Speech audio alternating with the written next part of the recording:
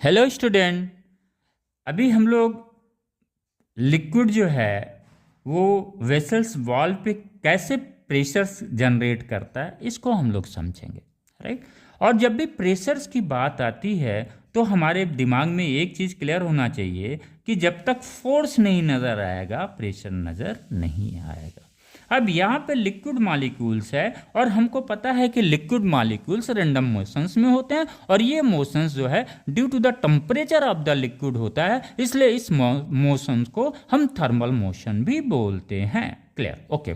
चूंकि सपोज मान लिया इसकी किसी मॉलिक्यूल्स की स्पीड जो है जिसका मास m है उसकी स्पीड v है, वो उस v स्पीड से इस वॉल से कोलाइड करता है, कोलिजन करता है और कोलिजन करने के बाद ये इस मॉलिक्यूल्स फिर रिबाउंड होता है। वॉल क्या करता है? इसको रिबाउंड करता है। अब यहाँ पे हमें देखना है जो कोलिजन हम लोगों ने पढ़ा है बच्चों, वो दो तरीके का कोलिजन हम लोगों ने पढ़ा है। एक पढ़ा है इलास्टिक कोलिजन और दूसरा क्या कोलिजन होता है? Inelastic collision. ये जब इलास्टिक कोलिजन है, ये जो कोलिजन होता है लिक्विड मॉलिक्यूल्स का वेसल्स वॉल से, ये कोलिजन इलास्टिक कोलिजन होता है। इस पॉइंट को आपको नोट करना पड़ेगा।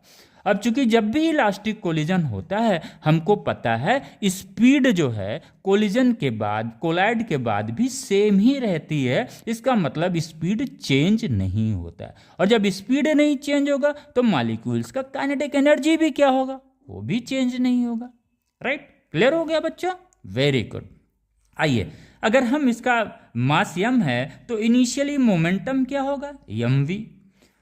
और रिबाउंड होने के बाद उसका मोमेंटम भी क्या बढ़ेगा? mv। चूंकि स्पीड चेंज नहीं हो रहा, चेंज क्या हो रहा है? डायरेक्शंस मोमेंटम का चेंज हो रहा है, तो यहाँ पे हमने माइनस लगा दिया। तो change in momentum of liquid molecules क्या हो जाएगा? mv minus minus mv that is equal to 2mv। As we know force का डेफिनेशन क्या है? Rate of change in momentum is known as the force.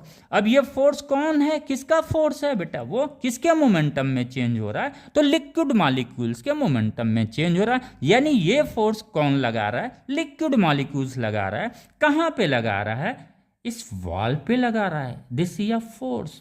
और ये फोर्स वॉल पे लगा रहा है तो वॉल भी इक्वल एंड अपोजिट फोर्स लगाएगा। ये एक्शंस हो गया और वॉल का वो रिएक्शंस फोर्स हो गया। और प्रेशर हमको पता है P equal to F upon A.